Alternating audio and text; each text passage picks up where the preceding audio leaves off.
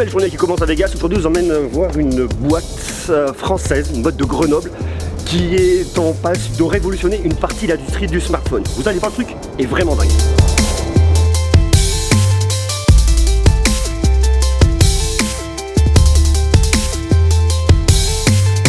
Hop. D'accord, très bien, et toi? Bon, très bien. On est donc sur le stand de App2U. App2U, j'en ai déjà parlé plusieurs fois, notamment au CES l'année dernière. Qu'est-ce que tu veux que je dise à ça? C'est génial. Au CES, il y a 2 ans. Des textures, on a plein de sensations différentes. Je vois souvent App2U. App2U, c'est une entreprise de Grenoble qui développe une solution de toucher haptique. Alors, le toucher haptique, est-ce que tu peux situer rapidement ce que c'est? Concrètement, ça va être de pouvoir générer des sensations de toucher sur nos écrans voilà. Sensations de toucher sur les écrans. Sur les écrans et les interfaces tactiles qu'on a déjà au quotidien. Tu vas avoir une surface. Je vais avoir du verre, par exemple. Un écran, Un écran vert, donc qui est complètement lisse. C'est ça. Je prends par exemple mon smartphone. Voilà. Hop, smartphone. Ça, c'est lisse. Je le touche, je sens rien. Tu sens du verre. Ok, je sens du verre. Et qu'est-ce que vous allez vous créer avec ça? Nous, on va envoyer un ultrason dans l'écran qui va nous permettre de générer une texture. Okay. Cette texture, elle peut avoir un prisme assez large. Donc on adore le faire avec un poisson, nous.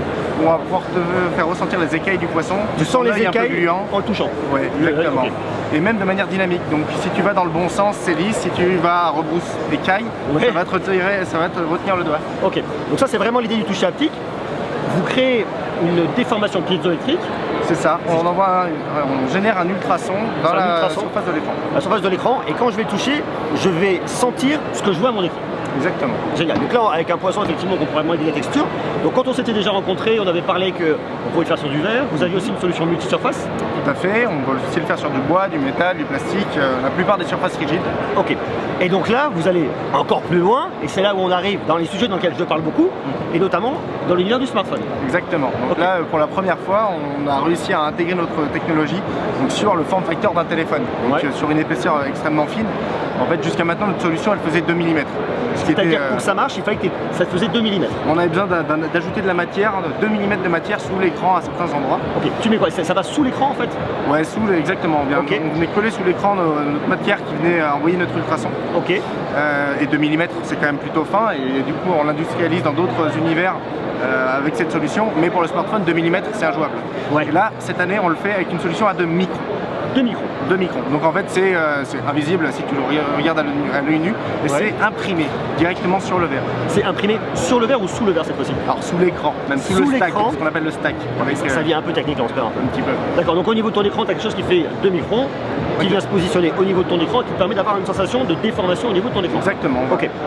Donc les usages, c'est quoi derrière? Qu'est-ce qu'on en fait de ça? Alors les usages, c'est de retrouver un petit peu tout le retour de toucher qu'on aimerait avoir à la place d'avoir juste du verre. Donc ça peut être, il y a plusieurs axes. Ça peut être juste ludique, sur du gaming où je vais avoir mon petit effet de texture sur mon jeu, la pression sur ma corde quand je joue à Angry Birds, ce genre de choses.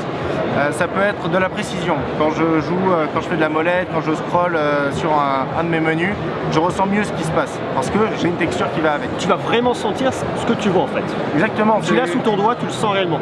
C'est du concret. Exactement. Le plus simple étant encore de faire d'écran comme on les aurait sur un menu ou sur un cahier, mais là on les retrouve sur notre écran. Donc là je vois, c'est mon petit poisson. Là j'ai vraiment, c'est ouf. En fait je vois la déformation et j'ai la sensation des écailles sous le doigt. Ce que vous voyez bouger vous, c'est ce que moi je ressens sous le doigt, de l'écaille de partout. Ça c'est la déformation ultrasonique et c'est assez incroyable de se dire qu'en fait ce que je touche n'existe pas quoi. Lorsque je vais venir pour passer un coup de fil, donc là j'ai une sensation sous le doigt, je sens comme si je cliquais sur quelque chose, j'ai vraiment la sensation du clic. Bon, je vais pas taper mon numéro de téléphone parce que je vais pas vous m'appeler, mais envoyez-moi quand même des messages en commentaire, ça fera toujours plaisir. Donc ça, j'ai ça. Lorsque je vais ici, j'ai Ashley, j'ai Claudio. Comment vous avez choisi les noms là? Ça, c'est incroyable. Hein. C'est pas comment. Et là, j'ai une sensation effectivement, ça fait clac, clac, clac, clac, clac, clac. Je sens vraiment en fait, quand ça bouge dans ce sens-là, je sens là le clac, clac, clac, clac. C'est toujours très difficile à expliquer le ressenti comme ça, mais je sens vraiment l'avancée par chaque nom. Tac, tac. Ensuite, j'ai ici toute la partie un peu gaming, avec un jeu où je viens couper en fait, hop, et quand je coupe, ça me fait une vibration, enfin c'est pas une vibration, ça me fait une déformation, et je sens que j'ai coupé. Quand je le fais à côté, rien du tout, une fois qu'il a été coupé, bah, je sens plus rien, mais au moment où je le coupe, je sens vraiment comme un petit tac dans mon doigt. Ça c'est assez marrant parce que pour le coup, ça donne plus de réalisme. Alors bon, on est sur un petit jeu, on coupe des bananes, hein, attention on va pas se mentir, mais ça donne quand même vachement plus de réalisme et de dynamique au jeu, donc ça c'est cool. Là par exemple, je suis sur mon alarme, je vais venir caler mon alarme, bah, je sens en fait là le tac, le bouton qui bouge, je le sens, ça me fait une espèce de toucher sous le doigt, ça me fait un tac. Lorsque j'appuie là, je sens le clic de la même manière, et là, je sens les différentes heures défiler sous mes doigts. Ça me fait pareil la même sensation, le petit tac, tac, tac, tac, tac, je sens les minutes défiler, et du coup ça me paraît quand même vachement plus intuitif. J'ai l'impression que mon doigt bouge, alors qu'en fait, absolument pas. Là, je peux avancer dans ma vidéo, c'est pareil. À chaque fois que j'ai une seconde, je le sens sous mon doigt. Je sens vraiment de la matière, c'est assez dingue. Pareil là, je peux venir monter la luminosité. Donc plus je monte, plus je le sens sous mon doigt. Pareil quand je descends. Quand je vais doucement, ça me le fait un par un. C'est complètement dingue. Et là, c'est pareil, au niveau du volume. Bon, et par contre, la prochaine fois, il faudrait mettre une vidéo de Monsieur Greux quand même. Hein. pour faire la démo. Mais ça c'est vachement cool. Les autres grands axes du smartphone et là où il y a le plus d'innovation, c'est aussi tout ce qui est lié au retail, donc à la vente en ligne et le gaming dont je viens de parler. Mais et pour le retail, faut bien imaginer que par exemple quand on va être sur une page pour acheter des vêtements, on va pouvoir avoir une petite texture qui va accompagner mon visuel. T'auras jamais la réelle texture. Pas à 100%. Mais comme pour le poisson, on te piège un petit peu le cerveau et tu arrives à y croire. Comment tu ferais ça? Je sais pas, moi par exemple, tu vas avoir une texture avec une espèce de gros coton de laine. Enfin... Ouais, tu vas avoir une robe en soie, je vais me promener dessus, j'ai mon visuel, j'ai déjà ce que j'ai aujourd'hui, j'ai en plus ma texture douce qui va accompagner le tout. Si je veux avoir un pull en laine, je peux avoir quelque chose un peu émaillé. Ouais. Et voilà, après j'ai plus qu'à explorer, il y a un monde de R&D à faire et de recherche dans l'usage. C'est énorme. Ouais, mais le champ des possibles en termes de texture, il est extrêmement large. D'accord. Donc là tu me parles de ça en termes d'usage, le gaming, le côté retail pour la vente, pour pouvoir effectivement toucher les textures.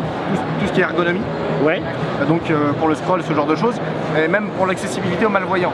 Donc on va pas faire du braille, ça peut être une idée intéressante, mais on n'est pas encore là. Par contre, on pourrait déjà faire des Google Maps où je vais ressentir mes directions. Je vais sentir qu'il faut que j'aille tout droit et hop, après j'ai une texture qui va changer. Il faudrait que je parte soit à gauche, soit à droite et en explorant juste avec ma main, je pourrais le faire. Donc, ça peut être pour les malvoyants, ça peut être si je veux juste changer la musique quand je suis dans le métro et que je suis serré et que je peux pas regarder mon écran, juste je peux le faire dans ma poche, je sens ce qui se passe avec ma main. Sur ton écran, tu le touches, tu le sens? Exactement. Ok, là ça marche. Et donc sans déverrouiller là pour le coup? Ouais, bien sûr. Ok, c'est génial. Donc en cas d'usage, tu as vachement de choses. On pourrait même le faire écran éteint en fait. Écran éteint. Écran éteint. Et donc là tu me montrais, tu as une application en fait, où tu as une vidéo. Ouais. Tu veux monter la luminosité, c'est sur la partie gauche, tu montes, tu sens vraiment. Ouais. Et tu montes l'écran, enfin, le son de l'autre côté, c'est pareil sur l'écran. Exactement, donc là c'est de l'ergonomie vraiment générale.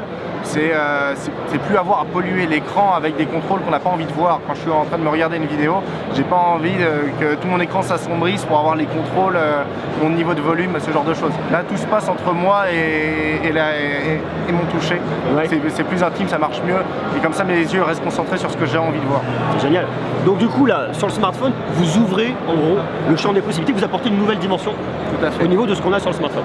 Exactement. Alors j'imagine que tu ne peux pas dire grand chose, mais où est-ce que vous en êtes aujourd'hui par rapport à ça? Parce que là vous présentez sur le stand un smartphone où on a effectivement le toucher, on voit des usages, mais qu'est-ce qui va se passer? Qu'est-ce qui arrive ensuite pour vous là-dessus? Pour nous aujourd'hui le but du jeu c'est de continuer à travailler avec les géants du smartphone et de les sensibiliser, de leur montrer le champ des possibles et de leur donner envie d'investir là-dedans. Donc pour eux c'est génial, ils aiment déjà beaucoup, mais on parle de tous les plus grands géants, donc des technos incroyables, ils en découvrent 100 par an, donc à nous de leur prouver que c'est celle-là que les gens ont envie de voir. Après c'est là où nous on en est convaincus, c'est qu'on le voit sur des salons comme ça, tout le monde trouve ça, tout le monde fait waouh en touchant. L'expérience elle est assez dingue en fait. Ouais. C'est vrai que pour le coup CES des effets waouh on n'en a pas partout, mais ça c'est vraiment bien parce que ça apporte quelque chose d'hyper novateur. Moi je trouve ça vraiment cool. Alors du coup il y a cette partie-là, est-ce qu'il y a d'autres parties qui sont en train de se développer aujourd'hui pour Up2You? Alors, on avance beaucoup dans l'industrialisation dans l'automobile. Ouais. Faut être conscient, il y a un besoin qui est très exprimé dans l'automobile. En fait, il y a des écrans qui sont de plus en plus grands, mais on a du mal à les contrôler en conduisant. Ok. C'est toujours un peu gênant de devoir regarder un écran quand tu conduis. Ça peut être rapidement dangereux quand même. On est d'accord. Et donc forcément de pouvoir ressentir ce qui se passe sur ton écran juste en le touchant, c'est hyper intéressant. Donc on avance beaucoup avec Mercedes là-dessus. D'accord, ok. Ils sont déjà au capital de l'entreprise. Ok, cool. Donc ça c'est génial.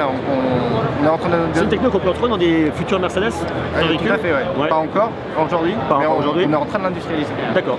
T'as une date par rapport à ça? T'as des infos ou Je peux pas trop en parler.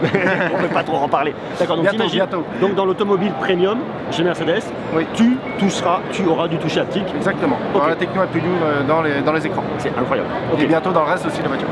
Donc dans la voiture. Après on n'est plus obligé de se limiter aux écrans. On peut le faire dans des volumes, on peut le faire dans d'autres matières. Donc, on pourra directement avoir du contrôle, on pourra directement avoir de l'aptique dans le volant. Pourquoi pas directement dans la fenêtre, dans la portière.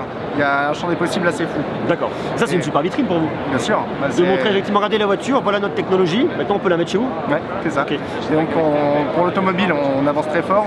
Maintenant, on essaye aussi d'avancer pour l'électroménager. Donc pour toutes les machines avec écran qu'on a chez nous, ou pas encore, hein, mais avec machine à café, avec des fours, où pareil, on va pouvoir supprimer les boutons mécaniques, physiques, pour les remplacer. Juste un doigt qui va venir tourner comme ça, tu sentiras. Exactement, et comme ça tu te passes de tout ton risque de casse parce que ça bouge plus. Il n'y a plus de poussière qui rentre, il n'y a plus d'eau, mais tu as toujours l'ergonomie du physique. D'accord. Grâce Ok. à la petite. Ok. Donc il n'y a pas de limite en fait. Non. La limite, c'est ce que tu peux imaginer et penser comme utilisation. Ouais, on les cherche encore les limites. Putain, mais merde. Écoute, c'est vachement bien. Félicitations. Merci beaucoup. Et du coup, donc, on se revoit quand nous la prochaine fois? Bah bientôt j'espère. Vers l'IFA de Paris. Je voudrais que tu me parles un peu de Vivatech, savoir si on peut y aller ou pas. Vous y allez à Vivatech ou pas? Je sais pas, on hésite. Ouais. J'aimerais bien le voir là-bas. On en reparlera. Avec Ok. plaisir. Merci beaucoup, Corentin.